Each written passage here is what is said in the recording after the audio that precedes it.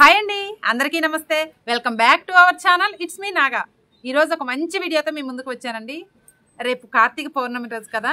కార్తీక పౌర్ణమికి గుడిలోకి వెళ్ళినప్పుడు మనందరం కూడా భక్తి శ్రద్ధలతోటి మనకి చేతనైనంతలో మనకున్నంత స్తోమతలో స్వామివారిని మనస్ఫూర్తిగా ప్రార్థన చేస్తూ స్వామివారికి దీపాలు వెలిగిస్తూ 365 ఒత్తులు అందరూ వెలిగిస్తూనే ఉంటారు. కానీ మనం తెలుసో తెలియక కొన్ని తప్పులైతే చేస్తూ ఉంటాం.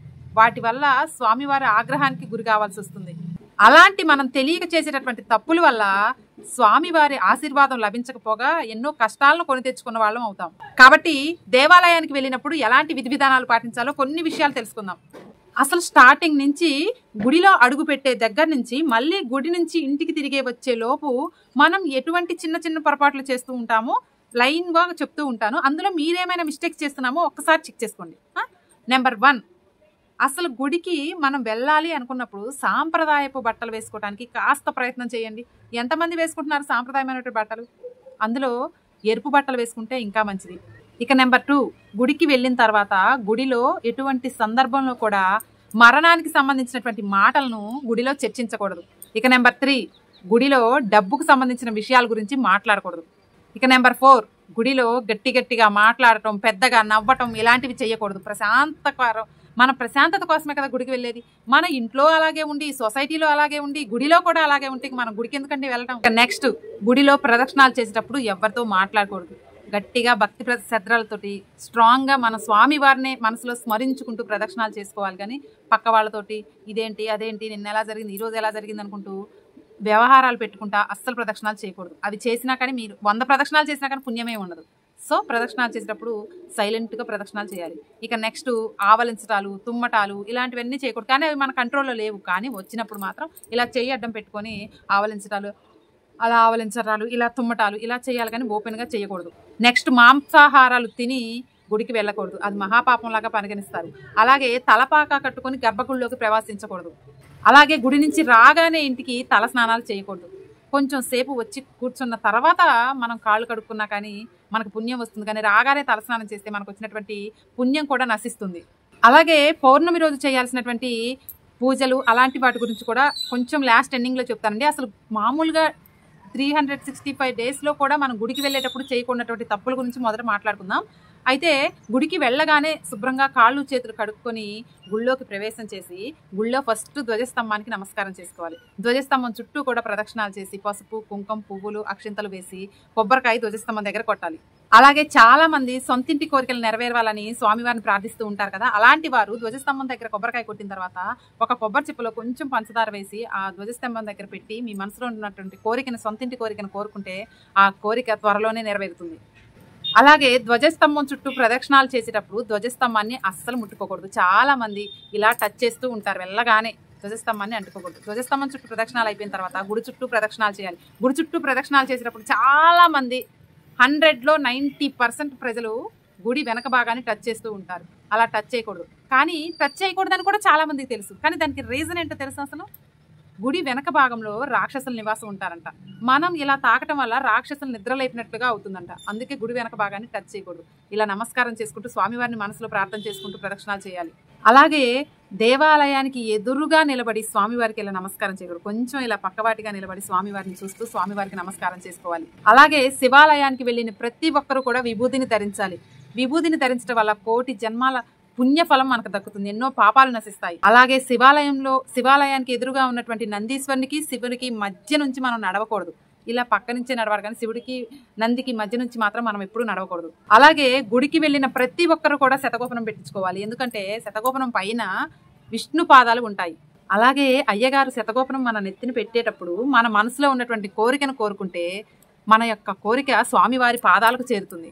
అలాగే దేవుని గుడిలో తీర్థం తీసుకునేటప్పుడు మనం 3 సార్లు మనం తీర్థం తీసుకోవాలి. తీర్థం తాగిన తర్వాత దాన్ని ఇలా చాలా మంది తలకు రుద్దుకుంటూ ఉంటారు. అలా తలకి రాసుకోకూడదు. అలాగే స్వామివారి దర్శనం అయిపోయిన తర్వాత, పూజ అయిపోయిన తర్వాత ఒక 2 నిమిషాలు గుళ్ళో ప్రశాంతంగా కూర్చొని దేవుడికి మనసారా నమస్కారం చేసుకొని తర్వాతే లేచి వెళ్ళాలి. వెళ్ళేటప్పుడు నేరుగా మన ఇంటికే వెళ్ళాలి. వేరే వారి ఎవరింటికి కూడా పొరపాటును కూడా వెళ్ళకండి.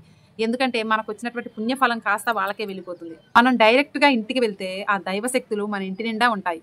అలాగే చాలామంది ఉత్సవ విగ్రహాలు కానీ, దేవుడి బయట ఉండే విగ్రహాలకు కానీ ఇలా టచ్ చేస్తూ నమస్కారం చేస్తూ ఉంటారు. ఇలా మనం ప్రతి ఒక్క విగ్రహాన్ని ఇలా టచ్ చేస్తూ నమస్కారం చేయకూడదండి. మన హృదయంతో మన యొక్క భక్తితోటి మనసులో స్మరించుకుంటూ నమస్కారం చేసుకోవాలి కానీ విగ్రహాన్ని టచ్ చేయకూడదండి. ఎందుకంటే అవి ఎన్నో వేద మంత్రాలతోటి ప్రతిష్ఠించారు. వాటిని అపవిత్రం చేయకూడదు. మనం మానవ మాత్రం ఎన్నో పాపాలను మూట కట్టుకొని వాటిని పరిహారం కోసమే కదా గుడికి వెళ్ళేది. మన యొక్క పాపాలని ద్వారా వాటిని అపవిత్రం చేయకూడదు. కాబట్టి వాటిని టచ్ చేయకుండా నమస్కారం చేసుకోండి. అలాగే ఆంజనేయ స్వామి గుడి దగ్గరికి వెళ్ళిన వాళ్ళు ఆంజనేయ స్వామిని ముఖ్యంగా ఆడవాళ్ళు టచ్ చేస్తూ నమస్కారం చేయకూడదు. ఆయన బ్రహ్మచారి. అలాగే ఆడవాళ్ళు కాకపోయినా మగవాళ్ళైనా సరే ఎవ్వరూ కూడా ఆయన పాదాలని నమస్కారం చేసుకోకూడదు, పాదాలని టచ్ చేయకూడదు. ఎందుకంటే స్వామివారు భూత ప్రేత పిశాచాలను తన కాళ్ళ కిందే అణిచి తొక్కుతారు. కాబట్టి పాదాలని మనం ఎప్పుడు కూడా టచ్ చేయకూడదు ఆంజనేయ స్వామిని. దేవాలయానికి వెళ్ళిన ప్రతి ఒక్కరూ కూడా కుడి చేత్తో 3 సార్లు గంటను మ్రోగించాలి. అలాగే వెంకటేశ్వర స్వామి గుడికి వెళ్ళేటటువంటి ప్రతి ఒక్క భక్తుడు కూడా మీకు అవకాశం ఉంటే తులసి మాలను తీసుకువెళ్తే చాలా మంచిది. స్వామి వారికి ఎంతో ఇష్టం. తులసి మాలను తీసుకెళ్ళడం వల్ల మీ కుటుంబానికి ఎంతో మేలు జరుగుతుంది. అలాగే స్వామి వారికి ఏ గుడికి వెళ్ళినా సరే మగవారు సాష్టాంగ నమస్కారం చేసుకుంటే మంచిది. ఆడవారు మోకాళ్ళ మీద కూర్చొని నుదురుని నేల కానించి ఇలా స్వామివారిని నమస్కారం చేసుకోవాలి కానీ ఆడవారు సాష్టాంగ నమస్కారం ఎప్పుడూ చేయకూడదు. ఇక కార్తీక పౌర్ణమికి ఆ రోజుకి విశేషాలకు వస్తే కార్తీక పౌర్ణమి రోజు 365 ఒత్తులు కూడా మనం శివాలయానికి వెళ్ళి వెలిగించాలి. రోజుకు ఒక ఒత్తి చొప్పున 365 రోజులు పూజ చేయకపోతే మనం దీపారాధన చేస్తే ఎంతైతే పుణ్యం వస్తుందో ఆ ఒక్కరోజు 365 ఒత్తులు మనం చేయనటువంటి ఆ 365 రోజులు కూడా ఆ రోజు మనం వెలిగిస్తే సరిపోతుంది. అది గుడిలో కుదరని వాళ్ళు తులసి కోట దగ్గర 365 ఒత్తులు వెలిగించుకోవచ్చు.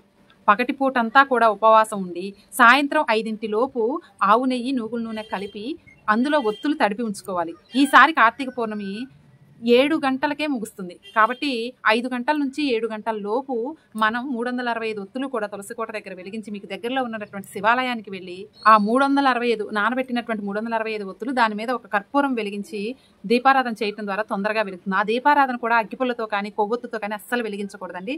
ఒక ఊదిబస్తీని అగరబత్తిని వెలిగించి ఆ అగరబత్తి ద్వారా 365 ఒత్తులు వెలిగిస్తే మనకు చాలా పుణ్యం దక్కుతుంది. అలాగే ఆ వెలిగించేటటువంటి దీపాన్ని ఒంటి ప్రమిదలో ఎప్పుడు వెలిగించకూడదు. మీరు మట్టి ప్రమిద చేసినా సరే ఆ మట్టి ప్రమిదని ఒక అడుగుని ఇంకొక మట్టి ప్రమిద పెట్టి అంటే పిండి ప్రమిదను చేస్తూ ఉంటారు కదా ఆ ప్రమిదను కూడా కింద మట్టి ప్రమిద ఏదైనా సరే 2 ప్రమిదలు ఒకదాని మీద ఒక ప్రమిద పెట్టి దానిపైన మాత్రమే 365 ఒత్తులు వెలిగించాలి. ఆ యొక్క దీపం వేడి భూమాతను తాకకూడదు. అందుకే ఆ యొక్క వేడి భూమాతకు తగలకుండా ఉండటానికి ప్రమిద మీద ప్రమిద పెట్టి మాత్రమే వెలిగించాలి. అలాగే శివాలయంలో 365 ఒత్తులు వెలిగించే వాళ్ళు ముత్తవదిలో అయితే ఖచ్చితంగా పసుపు గౌరవం చేసి ధూప నైవేద్యాలు అక్షింతలు పువ్వులు కూడా అక్కడ సమర్పిస్తే చాలా మంచిది. కార్తీక పౌర్ణమి రోజు చేసేటటువంటి పూజలకి కోటి పుణ్యాల ఫలం వస్తుందండి. నదీ స్నానాలు, ఉసిరి దీపాలు వెలిగించటాలు, వనదీపాలు, వనభోజనాలు, అలాగే నదిలో దీపాలు వదలటాలు ఇవన్నీ కూడా మనకి ఎన్నో శుభ ఫలితాలు కలిగిస్తాయి. అలాగే కార్తీక పౌర్ణమి రోజు ఉదయం 5 గంటల నుంచి 9 గంటల లోపే మన పూజనంతా కూడా కంప్లీట్ చేసుకుంటే చాలా మంచిదండి. కార్తీక పౌర్ణమి రోజు ఇంట్లో పిండి దీపాలు వెలిగిస్తే చాలా మంచిది. లేనివారు మట్టి దీపాలైనా పెట్టండి.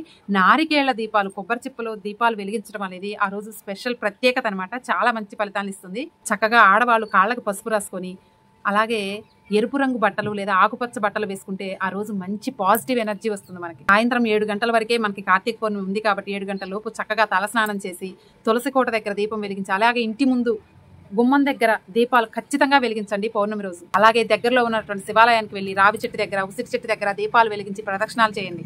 అలాగే దీపాలు వెలిగించిన తర్వాత దామోదరం ఆవాహయామి, త్రయంబకం ఆవాహయామి అనే మంత్రాన్ని జపించండి. అలాగే హారతి ఇచ్చి 3 ప్రదక్షిణాలు చేయండి.